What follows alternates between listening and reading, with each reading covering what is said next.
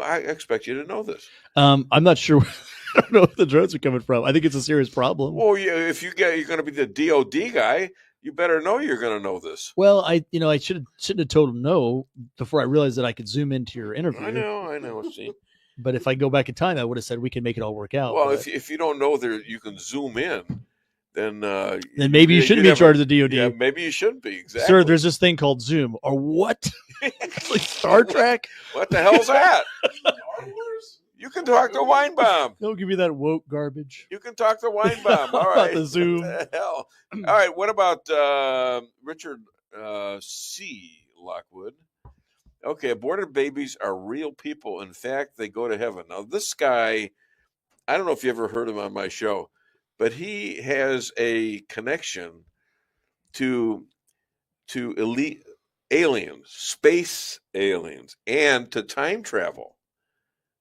All right, and he's Richard? come on, yeah, and his in-law wrote a book in several books, but one of them was 1895 called Baron Trump and his dog Bulger. Okay, about a kid who grew up in a high rise in Manhattan. This is 1895, and one of the guys that was promoting it was John Trump, the uncle to Donald Trump. All right, this is this guy, okay, and you can look that book up. You can buy this book, and there was about 3 books or something like that. All right, so aborted babies are real people. In fact, they go to heaven. The Bible tells us in 2 Samuel 12:15-23 that is when God struck the newborn baby of King David and Bathsheba, because David had murdered Uriah, the husband of Bathsheba. David started mourning when he learned the baby died. Then he stood up, washed himself, and ate. David's servants asked him why he wasn't mourning the death of the child. David told them that he would see his son in heaven someday. Wow. Go back and read that. That is a pretty profound story. Yeah. The David story. And then their second baby, Solomon, who becomes the king of Israel. Yeah. Yeah. It's a pretty amazing story. Yeah. David's a pretty remarkable character. Yeah. And my wife, my wife is now a minister. I didn't know that. Pastor Pat ordains people on occasion, and I was privileged to be one of her ordained people. Oh, cool. That's very cool. I'm married to a Christian person whose duty is, one of her duties is to convert me to Christianity. How's it going? Not well. We didn't even really talk about that part. It's not going to happen. Like I should. It's not going to happen. It ain't going to happen. No. God has to come back and tell me. God himself has to tell me, because it's in the 10 Commandments. You shall not take another for a king other than me. Am I right? You should have no other gods before me. Yeah. And that to me is like, well, what's Jesus? I mean, come on.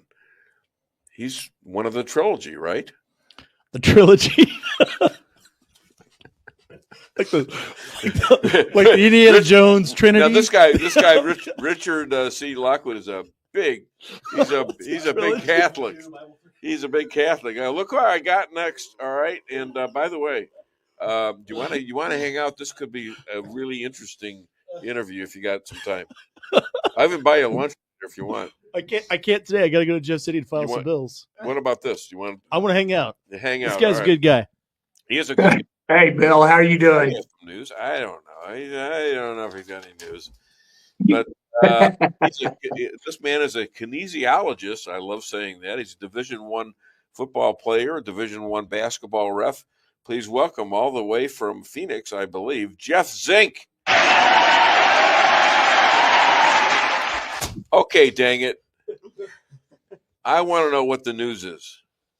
Well, the news so far is that I've had an interview. I've been also with the transition team here in Arizona. Tomorrow, I'm supposed to meet with the face-to-face with the transition team. Yeah. Then on the 10th, they're supposed to make a decision, and I'm going to have a face-to-face meeting with both the Arizona and the national transition team. And then at that point, I'm hoping that I have an interview with Robert Kennedy, because, as the Assistant Secretary of Health, I'm going to be right underneath him. I'm literally going to be either the right hand or the left hand.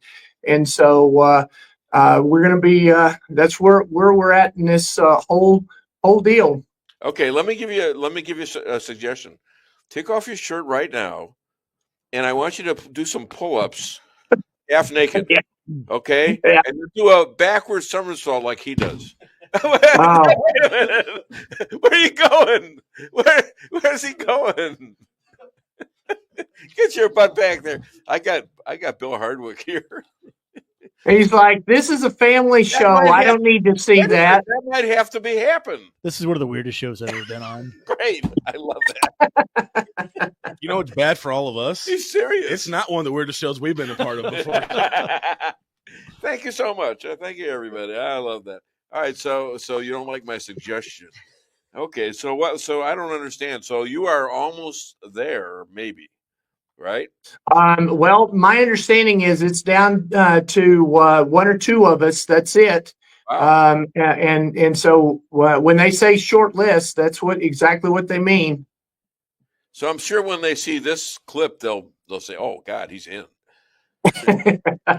Well, the main thing is that we need to sit down and we need to look at, and I agree.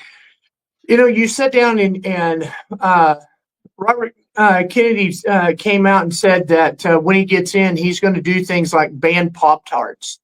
And what a lot of people, they kind of get upset and go on, why ban Pop-Tarts? Ban Pop-Tarts. But the thing is that like old dead fiend. right. So you have about 7 different chemicals that are in Pop-Tarts that are banned in other countries. They're not allowed to put those in any food whatsoever.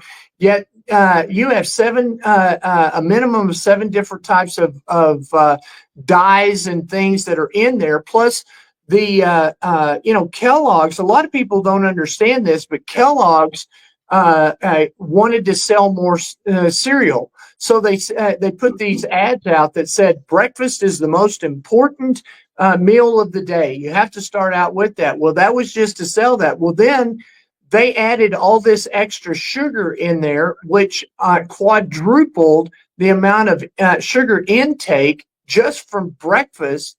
And so now you have the onset of obesity, you have diabetes, you have people who are deconditioned, and that is considered the unhappy triad, because somebody who is overweight, deconditioned, and has diabetes has a mortality rate that is about 30 times greater than somebody who doesn't have one of those. It's 50% greater if you have 2 of those, and it's 75% if you have all 3 of somebody that has none of it. So you sit down and you look at it. I was wondering about the discrepancy between foreign countries having very few of these items in their food versus, virtually the same food as we have. I mean, it's incredible. But it's processed different. And so that processing is taking place. We're going to have to look at the FDA and how we process our meats and stuff. And we have to make sure that we don't have anything with Bill Gates where you have processed meat that he literally has a 3D printer and they print what looks like ribs. And it looks like ribs, cooks like ribs, kind of tastes like ribs from what I've been told, but it's all chemical. And just you have no idea once you eat that over a year or 2 or 10, what are the ramifications of that? you know, So and he is not the guy you're competing with, right? Let's get no, that out of the way. Bill Gates is no, not, because he said he was interested in that. He was yeah, interested in, we're going to in be, helping out there. we're interested in him for sure, but it's for a totally different reason. Right. The opposite. Yeah. Exactly. You know, we're looking at somebody who is the number one farmer who has no farming experience. He has no understanding of what it takes to farm, yet he owns more farm in America than anybody else, and yet he does no farming. And so, what is he trying to compete? And I always tell everybody, what's his motive in owning all this farmable, most of it, land? well, you can go to TED Talks, put up there and go into TED Talks, pull up Bill Gates and his vision for the future. Watch that TED Talks deal. He tells you everything that you need to know about why he is a farm owner, why, because he wants to create starvation in America. He wants to reduce the population of the world. He talks directly about that and what he was doing. That. He talks about vaccines and how it would reduce the population. Everything's population reduction. And this was based on a 1798, I forget the name of the guy, Malden or something like that. This guy had the same 1778. He said we can't afford to have the food made that we need to support our population, so we have to cut it down. Well, and again, here's to give people an idea. If you took every person in the world, all right, all 8 billion of us, yeah, and we lined you up shoulder to shoulder, back to front, and everything else, and we put you in a state called Kansas, it would cover all of Kansas, and you would have the rest of the world to with the land. That's the ratio of 8 billion people that we have. So we don't have more people than land. All of this is made up. All of this is to control people. This is to keep rules for thee, but not for me.